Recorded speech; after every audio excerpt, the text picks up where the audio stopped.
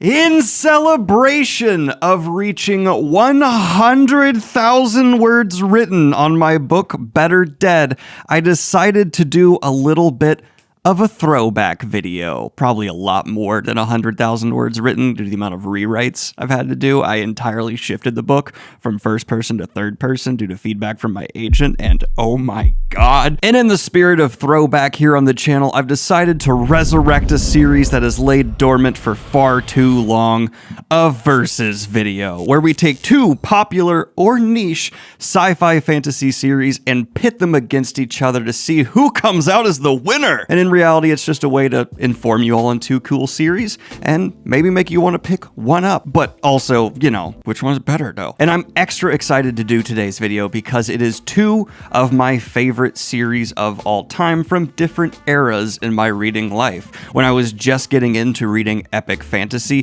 Stormlight Archive rocketed its way into my top 5 spot and stayed there consistently for years. Meanwhile, just recently in the last year or so here on the channel, Suneater by Christoper Ruocchio has joined my all-time favorite series, and I believe I helped the series actually get sold out at one point online. Not to flex, that felt pretty fucking cool. And in the notes I took for these, there are so many interesting parallels and differences between Brandon Sanderson's Stormlight and Christoper Ruocchio's Suneater. So without any further ado, let's go ahead and break down the categories that these two shall be duking it out in. First up, we have the category of readability. Let's be honest, the epic sides of fantasy and science fiction can occasionally be a turnoff even for hardcore book nerds with the sheer girth that some of these books and or series have. So I'll be completely breaking down the data, prose style, and all of that for both series so that you can get a better understanding of how they both read. And to be perfectly honest, I also just love statistics and numbers when it comes to books.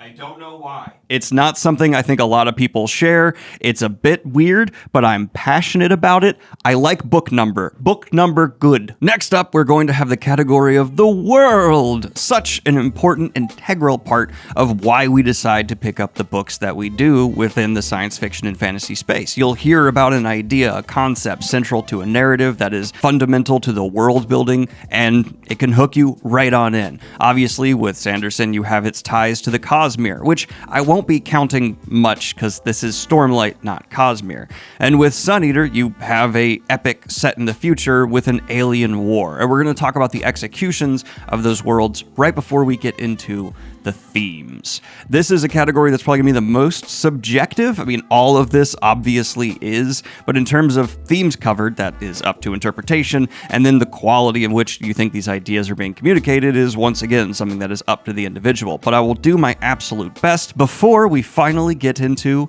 character, which is probably, in terms of the conversation in this video, my favorite category, but we'll get there. All of those categories will come together beautifully though as we talk about the overall story and then get into some of the more light, fun-hearted stuff like action and who would win in a fight. But without any further ado, let's go ahead and start off with readability because I love numbers and pretty displays of data, which we're going to start with now. Specifically breaking down the data categories we're going to discuss for the readability, we have the total word count, the average Goodreads score, and then we're going to average those numbers before totaling them for the word counts. And I know there's a lot of problems with Goodreads. There's a long history of me having beef with Goodreads here on the channel. Handyman pissing on my hardwood floor?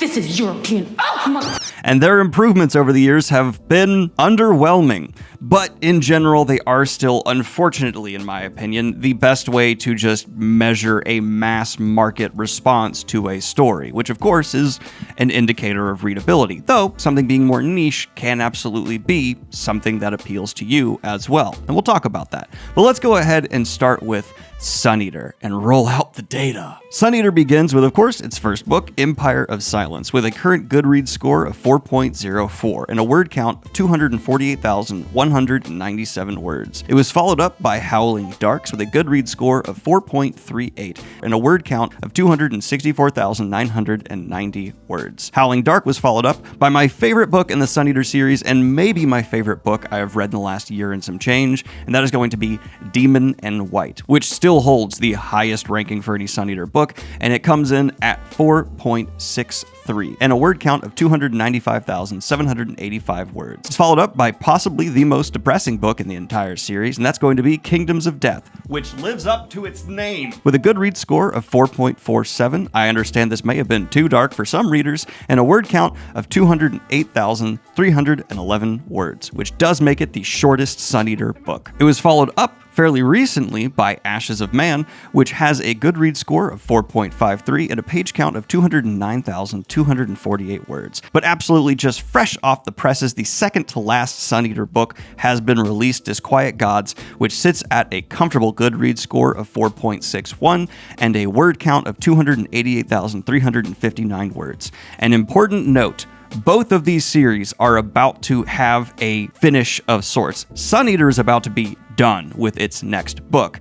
We do not have an exact release date for it yet, but we do have a name. We know that Stormlight Archive is going to be broken into 2 parts with a total of 10 books. The 5th book in the end of that first leg is about to come out, as you've probably seen. Wind and Truth is on the horizon to be released December of this year. But getting into the actual statistics for the books that are already out, we have The Way of Kings with a Goodreads score of 4.66 and a word count of 383,389 words, followed up by Words of Radiance with a Goodreads score of 4.76 and a word count of 399,431 words. And if you're thinking, oh my god, these are long, you ain't seen nothing yet, because from here we're going to crack the 400,000 word mark with Oathbringer, which has a Goodreads score of 4.62 and a word count of 451,912, followed up by Rhythm of War with the same Goodreads score, of 4.62 and a word count of 455,891 words. Wind and Truth does technically have a Goodreads score right now, but if you look at a lot of the reviews and ratings, it's people just hyped about another Sanderson book, rating it 5 stars and moving on, and it's not enough people rating it or reviewing it to then easily push down the amount of people who are just giving a book they're excited about 5 stars. So I'm not going to count the Goodreads score for it here yet. There are certainly some legitimate ratings, some arcs that have been read, I'm sure, but for me, I'm just going to go ahead and say, let's put a hold on that and not count it. And if you want to do your own version of this, you're welcome to. But it does have a confirmed word count of 491,000-ish words. Oh my god. But what does that mean for the totals and averages? Well, before we get into that, I just want to say there are offshoot stories for both of these series. Suneater does have some tales of Suneater, and the Cosmere as a whole could in some ways be looped in with Stormlight Archive now. There are tangentially related stories. In my version of this video, we are going to be keeping it lean and just talking about the core series for both, because that is what most people read. And frankly, when it comes to Cosmere, including all of that would make this video a whole lot less concise and appealing to people who have not necessarily read it. So for my version of this, again, I'm just going to be keeping it cut, dry, and lean. But now let's get into these totals, starting with Suneater. Suneater, on average, for its Goodreads score, has a 4.44, which is stupidly high for an average of a fantasy series, and is up there with some of the most critically heralded of all time. And in terms of its average word count, that would be 252,481.67 words. So for those last, just imagine it ends with and just drop the E. And its total words come in at 1,514,890, which is a lot until you look at who it's up against here today. The Stormlight Archive, on average, has a Goodreads score of 4.67, which I'm not 100% sure about this, but in terms of epic fantasy series, I would wager is in the top 5, maybe even top 3 averages for all of its books on Goodreads. For its average word count, Stormlight comes in at 436,324 words. Oh my god. And with a total running page count right now of the currently ongoing main series of 2,181,623 words. But when it comes to consumption for your average reader here, this is where Sanderson's girth is going to come back to bite him in the butt a little bit, because that is not only already a verging into large series by just number of books count, but also each individual book is as long as some series. That being said though, Sanderson is trying for mass appeal in not only his writing style, but marketing and how he pushes the Cosmere as a whole. And that is a massive bonus in terms of Stormlight Archive's readability. Yes, these are some of the biggest books on shelves in stores, but I have seen people of all reading levels and all interest levels for fantasy get through them. And while you can mark down readability by saying the Cosmere is a gargantuan commitment alongside of it, there is nothing in the Stormlight Archive yet that requires you to read the Cosmere. And on top of that, I think some people may be drawn into reading the Stormlight Archive because they then want to go on and explore. Ruocchio, on the other hand, I would say has more purple prose than Sanderson, especially within the early books of the Cosmere. He is a pretty writer, and Hadrian Marlowe's character is enhanced by that. This is a direct recounting in terms of style of Hadrian Marlowe's life from Hadrian Marlowe, actually entering in some unreliable narrator's angle to this as well, which some people might be turned off from. And that personality, that perspective, does color everything within Suneater. Hadrian Marlowe, the half-mortal, is a very nuanced perspective to consume this story from, and as we'll expound upon later, he is someone who, yes, while he's full of remorse, still has his preconceptions and bedrock beliefs that still pollute his vision of his own past. There's also a continual question and slight difficulty I have seen for some readers in the Suneater series where there are time skips that happen between books, and it seems to really confuse. I guess I get that, although as soon as you realize it's happening, it should not be a problem. Christoper Ruocchio does a good job of, as the book goes on, filling in the gaps between. But something that is harder to overcome in terms of fully enjoying Suneater is it wears its influences on its sleeve. I made a joke at the end of my full Suneater series review that Suneater is standing on the shoulders of those giants to hit new heights, while also being the best retelling of Dune ever. But what I actually mean by that is if you have not read a lot of the same authors that Ruocchio has read, you will miss just straight up references he's putting in his books and influences that he's hoping you will enjoy. And some people who have read those books have then gone on to criticize the series for being too overtly referential, something I disagree with, but is a fair criticism. And just finalizing this prose point, it's infamously difficult to communicate or distill down an entire writing style in a review. The art of writing and its complexities is a major part of why we fundamentally love reading in the first place. It could be broken down into 10 separate categories, all worthy of a section themselves, but if I had to vastly oversimplify, the Cosmere and by extension Stormlight Archive to me are extremely bingeable. There's something about the way they present their stories to the reader that from start to finish, you can just consume it in massive chunks and not feel burnt out. And that's not a criticism or praise, it's an intentional style choice. Yes, Sanderson tends to stray away from grimdark style writing, but that does not mean there is not a lot of dark content within his books, and specifically Stormlight. Really, the difference between grimdark and not, a lot of the times, can be such a fine line, and as simple as a decision on how an author describes a scene that plays out exactly the same way, just in two different descriptions. Suneater, on the other hand, leans into it, and as I mentioned, there is a heck of a lot of pain, suffering, and torture throughout the story. It's hard to call it bingeable because there were so many times where I had to put down a Suneater book and just kind of process the level of trauma that was delivered to me. And you are so soul to soul in terms of perspective with this one individual. Ruocchio just has this gift of putting you painstakingly close to Hadrian's feelings, whether you're sharing them or not. Some of the highest highs within the entire series are deliberately undercut with this tinge of regret and remorse, fear of what's to come for the story and what has already happened for the storyteller. There's this double angle to every bit of what you are reading throughout Suneater, where you kind of have to think about, okay, this is Ruocchio's style, but it's also from a different person's perspective. And so again, while I love this angle to Suneater, it's far less readable, far less just consumable. Averaging out all these factors, really, it comes down to me just not being able to disagree with the market. Obviously, Sanderson is a more famous author in general, and the Stormlight Archive has had longer to just build its audience within the fantasy space.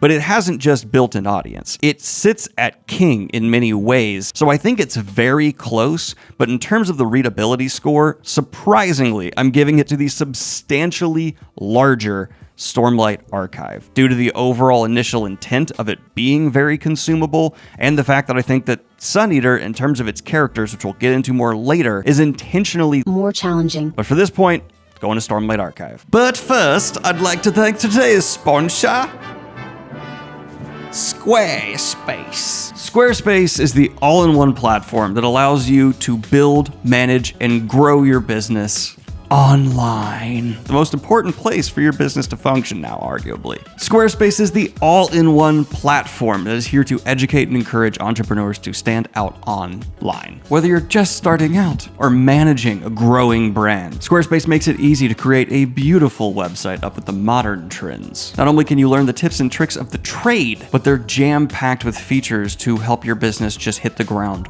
running. Their asset library allows you to upload, organize, and access all of your content from one place, as well as manage your files in one central hub and use them across the entire Squarespace ecosystem. And for anyone who does not have a background in coding like myself, Squarespace's flexible website template provides you with a list of professional designs for every category and use, which you can customize to fit your needs on all devices. That's right, like the fear of what if it doesn't work on a phone? Gone. Poof. And the Fluid engine allows you to customize your website with as simple as dragging and dropping. Love that. Whether it's blogs, email campaigns, appointment scheduling, or gated member areas, Squarespace has what you need to get going. So head on over to squarespace.com, and when you're ready to make your first purchase of a website or domain, go to squarespace.com/Daniel Green for 10% off to your first purchase. Back to the video, which takes me to the world, the environments that these stories take place in. For some fantasy and science fiction fans, probably the most important category in terms on selling you in a series. We started with Suneater last time, we're going to start with Stormlight Archive this time. And again, we're kind of discounting the whole Cosmere here a bit, so take that out, we're just talking about Roshar. And if you're familiar with Sanderson books, you will likely know a lot of the setup that's going to be happening here, but the important thing to remember is this is, without question, Sanderson's biggest and most nuanced world within his greater Cosmere. What do I mean by that? Well, while Stormlight Archive is undeniably a character-motivated story, the actual story itself feels more like the story of the world. Roshar, where this takes place, is at a pivotal moment, where the influence of gods is changing the direction of characters, and there's a gargantuan war between races, the humans and the Parshendi. There are magical weapons and armor called shard blades and shard plate that allow individuals to become strong enough to take on entire armies themselves, and this is backed up by multiple magic systems and a different whole world our characters can go into called Shadesmar. What's Shadesmar? I'm glad you asked. It's the cognitive realm. It is a world of sentient and not concept living together as one that can be accessed through the perpendicularity. What the f does that mean? Sanderson has a gift when it comes to crafting of the magical worlds. A type of world that will make everyone turn into the conspiracy theory meme because he communicates it fabulously. This is something I want to praise Sanderson for in his world building especially. He is such a concise yet eloquent communicator of his concepts on the page. From monolithic towers to cracked plains, chasm fiends, and just the Parshendi and the differences that you begin to learn among them, the Stormlight Archive just benefits in so many countless small ways from having someone who has such a deft hand with world building, crafting it from the ground up. And I haven't even gotten into the Spren. There is this incredible race of fantasy creature, beautiful little manifestations of emotions or concepts within humanity, like honor, that exist in the world. With varying degrees of sentience, they are inevitably tied, of course, to the cognitive realm, and also result for just as a reading experience, Roshar to have this vibrant pop and color of life to it whenever someone does have an over-the-top emotional reaction, like when an anger sprint starts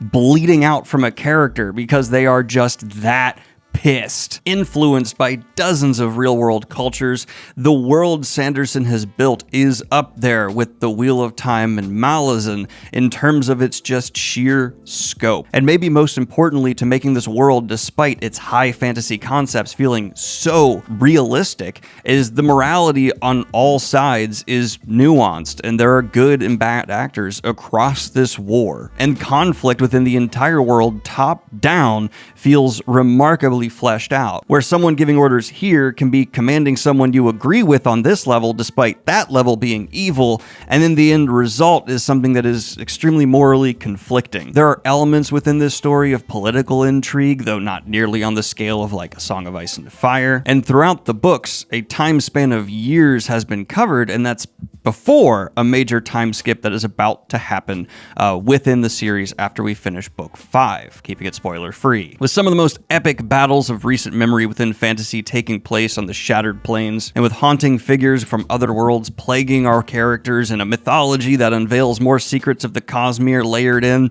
the overall world of the Stormlight Archive feels absolutely unique, well, unabashedly in love with the roots of fantasy it's pulling from. It has trademark Sanderson hard magic and some softer stuff going on. There are wider histories that bleed into the events occurring here, not on a Silmarillion level, but vibrant cultures that, in my opinion, actually do stack up with some of the ones from even the Wheel of Time, which is maybe the most culture-rich fantasy series ever. But maybe the most distinguishing feature of the Stormlight Archive is in the goddamn name itself, the High Storms. Something that mixes in with the magic, this wonderful natural occurrence taken to a fantastical extent. These storms at the heart of the Stormlight Archive are this icing on a cake that I haven't seen a weather phenomena woven into a story quite like Sanderson has here, and I think it is one of the most flavorful aspects to the Stormlight Archive's world building, with how it then lays seeds to inform so much of the information we have got in the later books. And the way it plays with the magic system, something that was seen as a threat, then seen as what it is. But this takes me to talking about Suneater, a very different world due to the fact that this is sci-fantasy, whereas Stormlight Archive is just fantasy? Yeah, we're not talking about the Cosmere. It's just fantasy. Suneater takes place in the Shallan Empire, and outside of it, a galaxy-wide empire at war with an alien threat called the Cielsen. Think xenomorph mixed with Urukai on steroids. And we're actually going to start talking about some of the challenges that Suneater puts forth to its reader that we'll get more into in character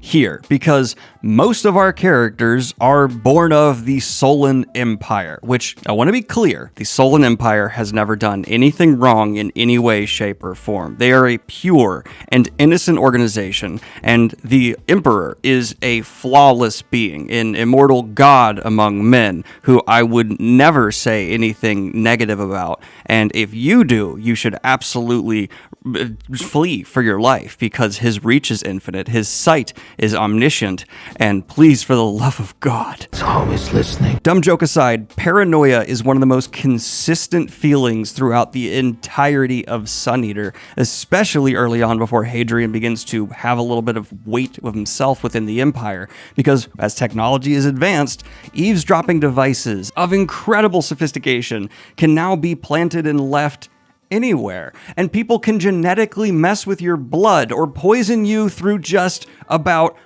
touching. Just touch stuff, you'll die. And to make it worse, people do. A lot. And I want to say, while there is more political scheming in Suneater, it's not nearly as nuanced as A Song of Ice and Fire, but because of the implementation of technology and just how vicious so many of the antagonists are, there's a feeling of danger, because there is a cost to Hadrian losing that is as tense, despite the nuances of the court politics being lower.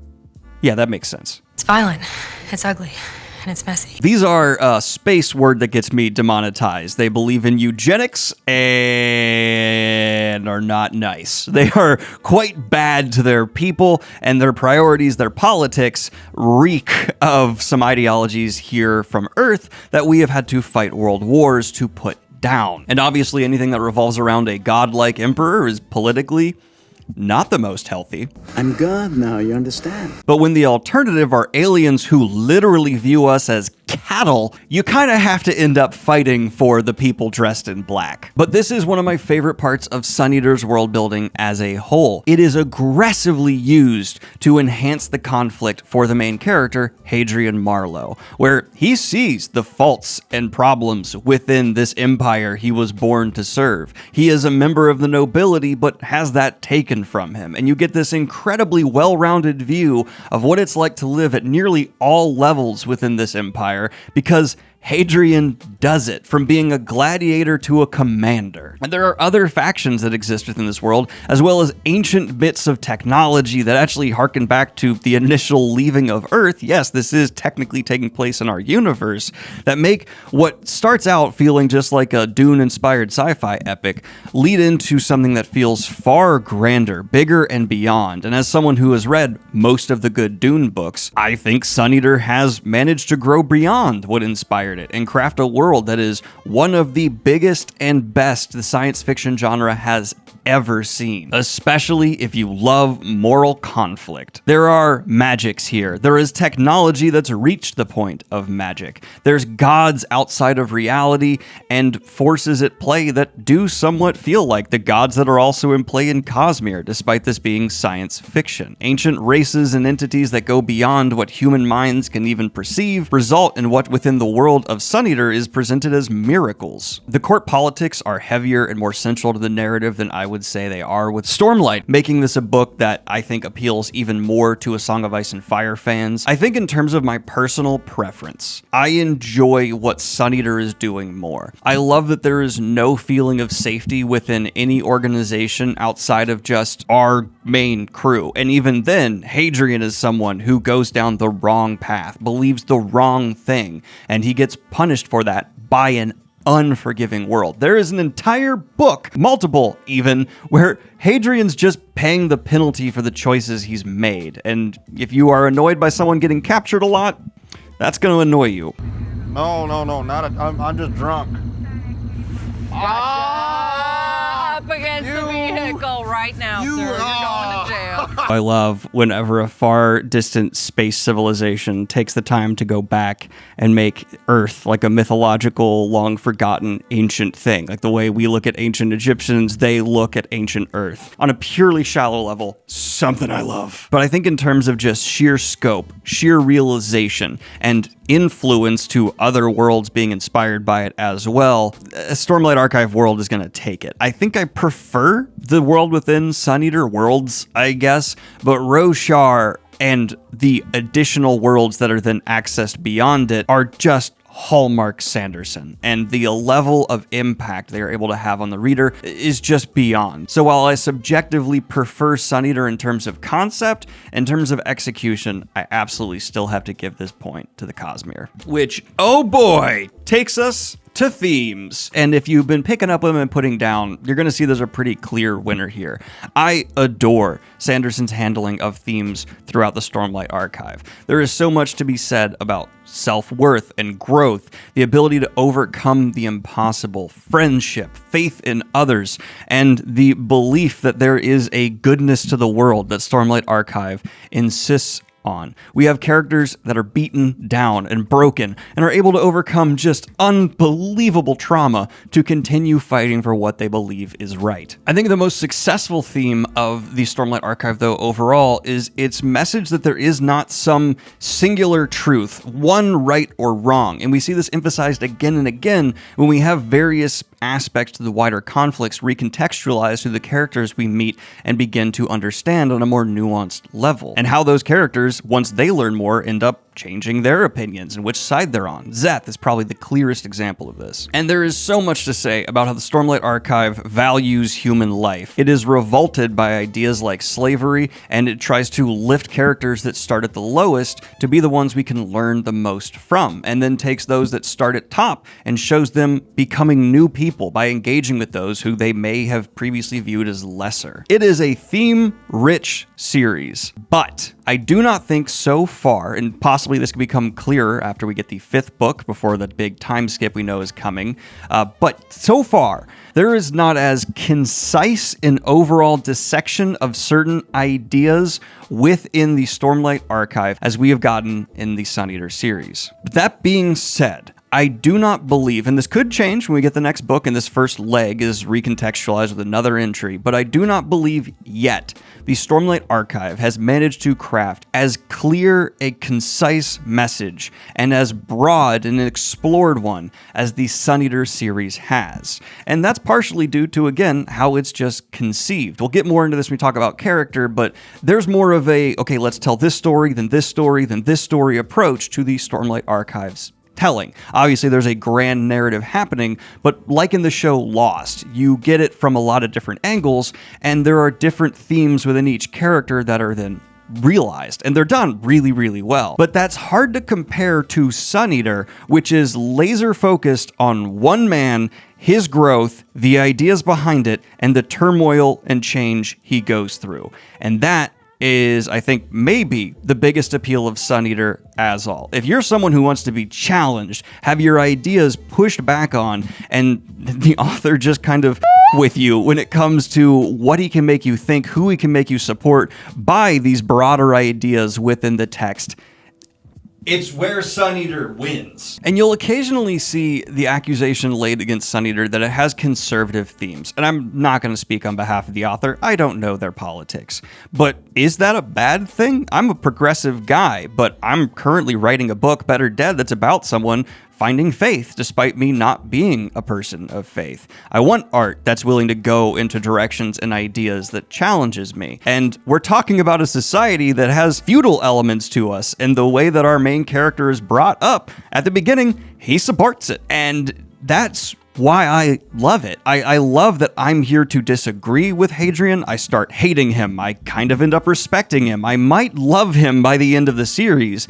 but in terms of him being a character I'm following, I'm absolutely addicted to how he interacts with what Christoper Ruocchio is trying to communicate, despite how much I may disagree with it at times. It's very easy to go, religion bad, science good in science fiction. But when you start blurring those lines and you accept that there are people of faith who love science and there are people of science who are very evil, and you allow a well-rounded view, the end result is a story that feels like what it's saying, despite the world being so strange, alien, and high concept, it's right here. Like, it feels like the conversations that are having in Suneater can just come into your own chest and sit with what you're experiencing in the world around you, because life is nuanced and not black and white. And if you do not want to consume a book that's going to ideologically challenge you, that is completely fine. I'm not here to try and twist your arm into doing that. But if you're going to read Suneater and you're going to be upset by some of the ideas put there, please keep in mind you're not supposed to always like or agree with main characters. And I think maybe loudest of all, through Hadrian Marlowe's ability to change and understand new ideas and accept other cultures, is probably the most core message to Suneater overall, which is the ability to change oneself, the acceptance of I was wrong. You once said that you wanted my help to atone for your sins. And there's a quote I actually want to read from the series itself. "The fool believes the iniquities of the world are the fault of other men. The truly wise try to change themselves, which is the more difficult and less grand task." And the torment, the grit, the pain this whole series goes through is rooted in that idea, the difficulty of changing oneself. Saying it a bit simpler, in general, Stormlight Archive has a message that there is no clear and easy just good and bad throughout all of history, but there are right and wrong choices for an individual. Meanwhile, Suneater starts off with our main protagonist admitting he did a bit of genocide, and let's talk about it, which is why this point, I think, most clearly of any point we've gone through so far, goes to Suneater, and quite naturally transitions us into character. And as I said before, there's two different approaches to character work in this story, because the concept is just entirely different. Stormlight Archive is like Lost, the show Lost. You are following different characters for different stretches of time and getting their full backstories and ideologies as we change from book to book to book. The first follows most closely Kaladin Stormblessed before we transition to another, and you end up following people like Dalinar for a whole book. That doesn't mean you don't jump POVs within the book, just like, within Lost, just because one character is the focus doesn't mean you just stick with them relentlessly the entire time. Can you tell I'm rewatching Lost right now for a Fringe-style video? But Suneater is more like Breaking Bad, where, yes, there are multiple characters and we follow them to different degrees,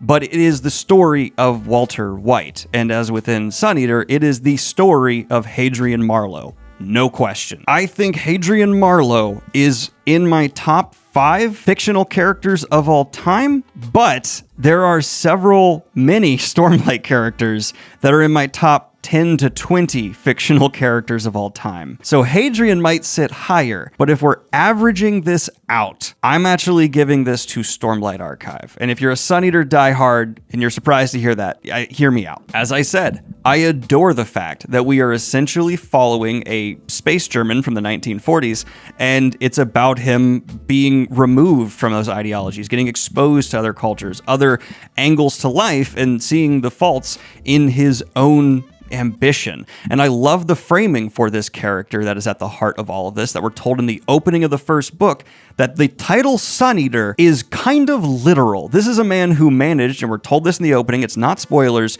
to end the Great Cielsen War, and we're being recounted the story of how. Personally respect the intent and execution and the trust an author has in their abilities to just say, you're gonna hate him. Like, there's gonna be multiple books where you are repulsed by the main character who we are hyper focusing on. He starts insanely obnoxious and foolish, and he gets people hurt and killed, but it's about him learning from that, becoming more jaded, hardened, and realizing just how fundamentally flawed the entire system and universe is, and his lack of ability to fix it all at once, or could he? But from the way it's talked about, it doesn't seem like things went well. And where we're at now in the series, they're not going great. Have you ever been pissed on? I think that is so amazing of a concept and executed just fabulously from start to finish. But that's not it's not everything. And Stormlight Archive, on the other hand, is much more even with how it spreads its character focus, from Shallan to Dalinar to Adolin to even, yes, Szeth, Kaladin. There is a huge cast of characters, and while no single one jumps up to that Hadrian Marlowe, Walter White level for me, in general, they are much more fleshed out than any of the B characters you get within Suneater, which is kind of a criticism I have for Suneater as a whole. Well, I've said before, the grand picture of Hadrian Marlowe is watching someone go from Attack of the Clones Anakin, who's obnoxious and you hate him, to Admiral Odama from Battlestar Galactica, and you respect him, you would fight for him despite how much you disagree with him. There's like this really hesitant, I want to be loyal to you, but it's magnificently nuanced. If I'm just talking about character, I think it's more impressive to have an entire cast of B to A characters in the Stormlight Archive that range in that A to S tier than just one who sits at the top of S tier. It's still just one of the most awesome casts of characters fantasy has ever seen, and their own growth, their own trials and tribulations are each worth humongous deep dives of videos themselves. I think Kaladin, within the first book, it manages to sell nearly everyone who finishes that book on finishing the entire series, just so you can see one of the best sad boys of all time, because we have some sad boys in this video, Hadrian included, fight against mental health problems that Sanderson clearly put in the research to do a good job of representing in the page. And it only, in terms of nuance, gets better from there. Shallan is suffering from a whole host of issues herself, but does not ever feel like a caricature of those issues. And I can't get into too many more characters because of spoiler concerns of us following, possibly bad guys who end up being on the other side,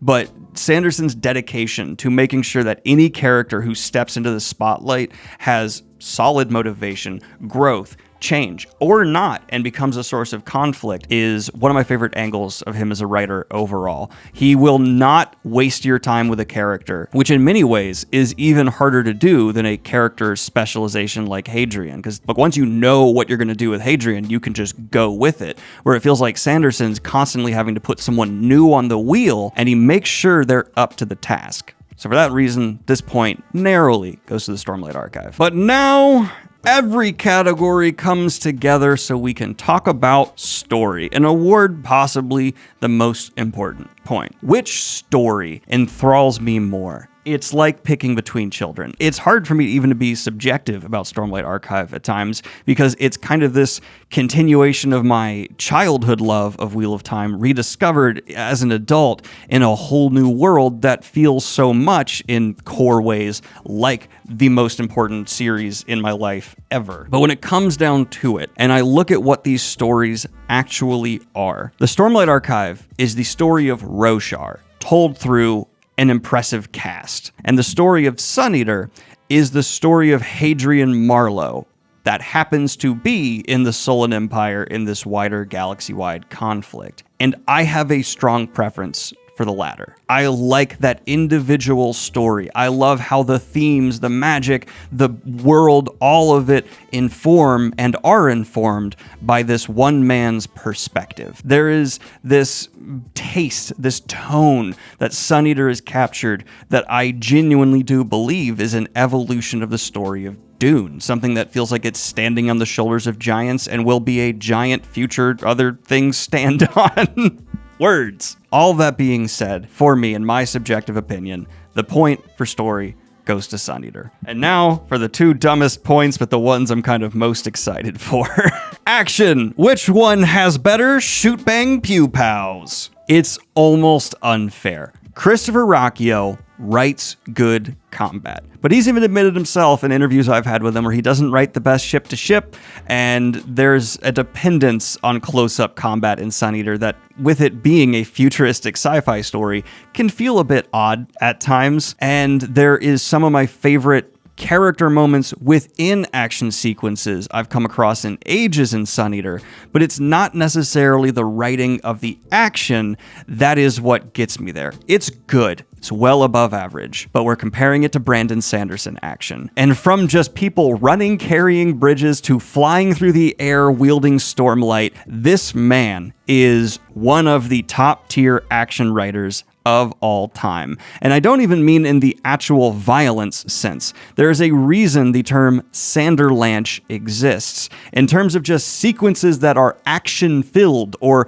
action-y, there are few who are able to make a reader stay up well past 3 a.m, just continuing turning pages than Sanderson. Again, both of these authors are good though. Suneater had me actually pumping my fist in the woods listening to the audiobook in the arena fight, when Hadrian finally attains the mantle of half-mortal truly to his core, and there's these brilliant just moments of action where powers are proven for Hadrian that do feel like you are witnessing a moment of mythological importance unfold on the page. But when you compare it to Stormlight, where you have, yes, the individual action fight scenes like Kaladin versus 5 in the arena, or pretty much anytime Szeth just appears on a page, period, or even escalating up to the gargantuan battles, it's a more well-rounded, direct, overt action and handling of the structure of longer action sequences. And I do believe there is a depth to the diversity of the types of action you see within Stormlight that is lacking a bit in Suneater. Yeah. It goes to Sanderson for the Sanderlanche. But now, the dumbest but funnest point. Who would win in a fight? Let us take the 2 strongest sad boys from each series and see who would win in a 1v1 match. Kaladin Stormblessed, who I think most Stormlight fans will accept is probably the one I should be taking for this, against Hadrian Marlowe. And I gotta talk about powers whilst keeping it spoiler-free. Our first contender, Kaladin, is a powerhouse even among the fantasy genre. Able to heal, able to fly, able to wield a weapon similar to a lightsaber. Hadrian Marlowe is a champion among supernaturally enhanced humans. He's very tall, has a lightsaber of his own right because fiction is out of ideas, and there's an angle to him that makes this kind of hard. Without getting into details, Hadrian Marlowe can cheat. How are you alive? You can kill him, and he can say no. I don't want to expound upon that, but yeah, that's a power he has. Hadrian Marlowe has an undo button, but I don't think that necessarily really counts, and I think Kaladin would be able to end him hundreds, if not thousands of times over before any real contact was managed by Hadrian. So for that reason, easily this one goes to Kaladin. Yet, what if the Sullan Empire arrived at Roshar and wanted to take over? They would easily win. Just bombarding from orbit. Despite Ruocchio's writing insistence on individual combat, let's put that aside, and realistically, yeah, they do orbital strikes, and there's not really anything anyone in Roshar could do against an entire fleet of ships that are the size of let's just say big, raining down death upon them. Even if the Cielsen just wanted to invade Roshar, they would roll over the Parshindi in just sheer volume and violence, as well as, I mean, the Shard Plate people would put up a fight, but even then you'd just be overwhelmed by...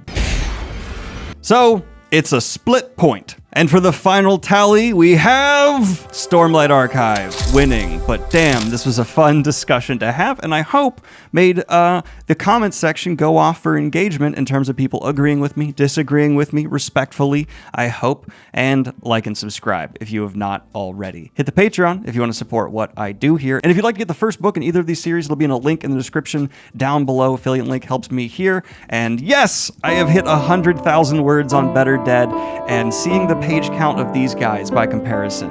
How do you write a 490,000 word book?